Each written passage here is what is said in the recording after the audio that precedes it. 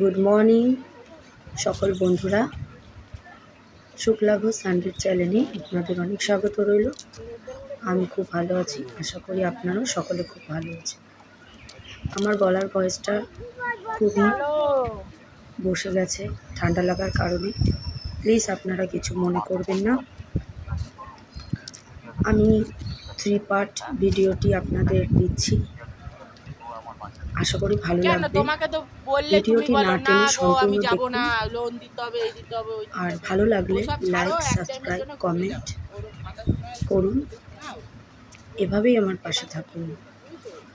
তো ভিডিওটা শুরু করলাম। আমরা সকালবেলা বেরিয়ে পড়েছি ড্যামের উদ্দেশ্যে।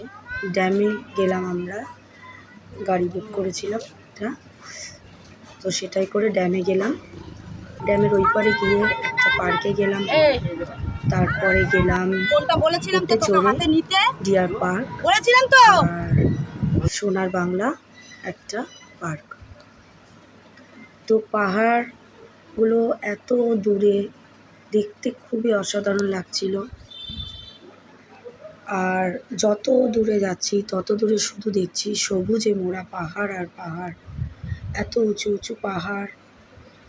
আর একটু মেঘলা ওয়েদার ছিল, আর প্রচণ্ড রোদ্দুর হচ্ছিল খানিকক্ষণ পরপরই। তবে সব মিলিয়ে খুব সুন্দর ঘুরেছি আমরা, খুব আনন্দ করেছি। তাই আপনাদের সঙ্গে সেই উপভোগ আনন্দগুলো আমি ভাগ করে নিলাম এই ভিডিওর মাধ্যমে। আশা করি আপনাদেরও ভালো লাগবে। যারা যারা মনে করছেন এখানে যাবেন, তারা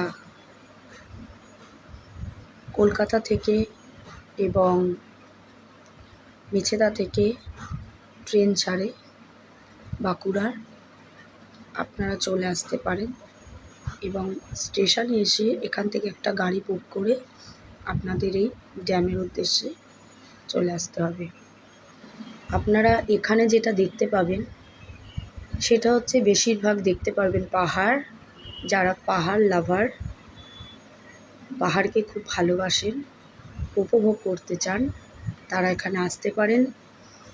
আর এখানে আছে এই বড় একটা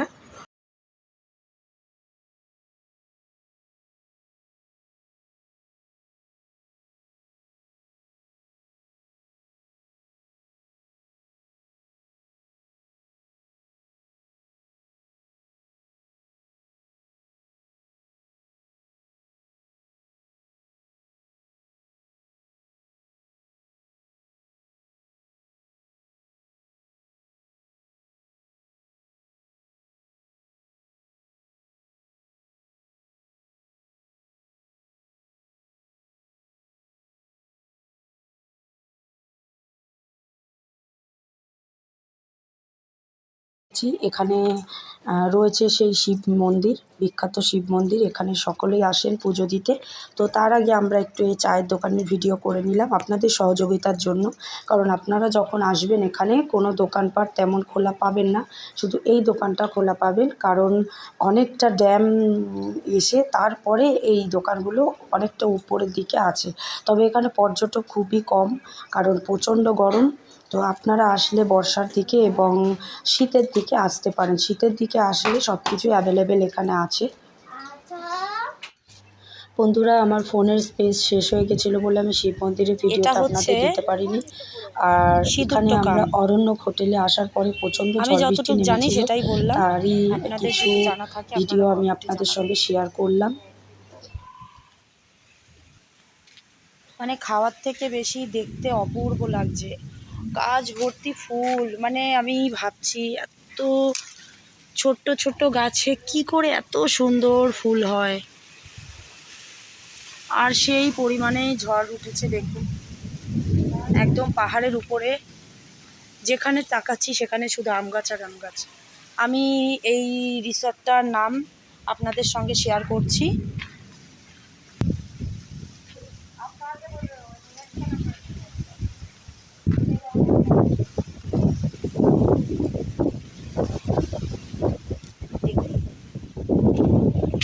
সেই পরিমাণে ঝড় নেমেছে।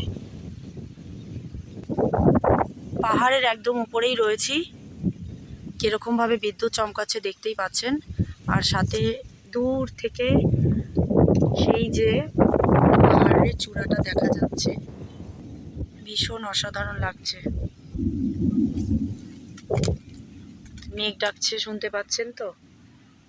বৃষ্টি এক্ষুনি প্রায় নেমে যাবে, তাই খুব শীঘ্রই ভিডিওটা শেষ করে আমি ভেতরের দিকে যাচ্ছি।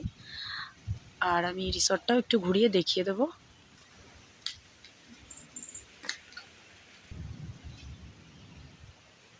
এগুলো কিন্তু জবা ফুল গাছ, বেগুনি রঙের জবা ফুল।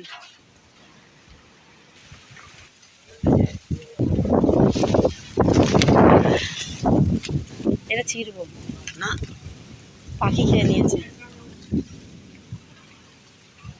তার মানে এখানে যে আচারগুলো হয়েছে এই গাছের আমে হয়েছে।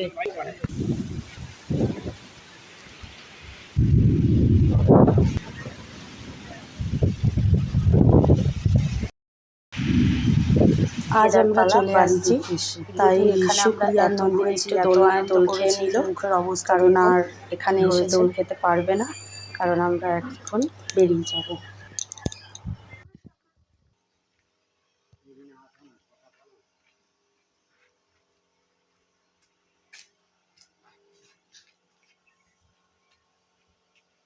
এই রুমটাতেই আমরা ছিলাম, আমার বোন, আমার ছেলে, মেয়ে আর আমি।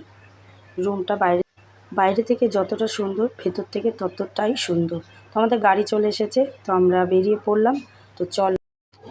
তো এখন আমরা চলে যাচ্ছি চন্দ্রকোনা রোডে, কারণ আমাদেরকে মামাবাড়ি ফিরতে হবে। আমরা এখনও আরও গোটা 5-6 দিন থাকবো। তো চলুন।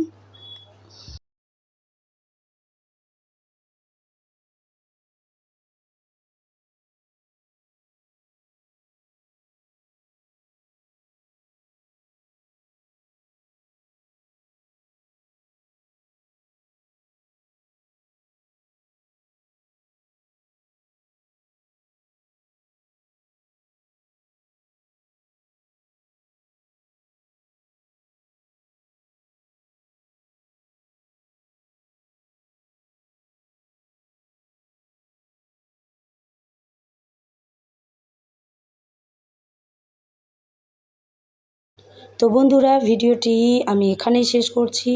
যদি আপনাদের ভালো লেগে থাকে তাহলে লাইক, কমেন্ট, শেয়ার, সাবস্ক্রাইব করে পাশে থাকবেন। আর এতক্ষণ দেখার জন্য অসংখ্য ধন্যবাদ। আর কে কোথা থেকে দেখছেন কমেন্ট করুন।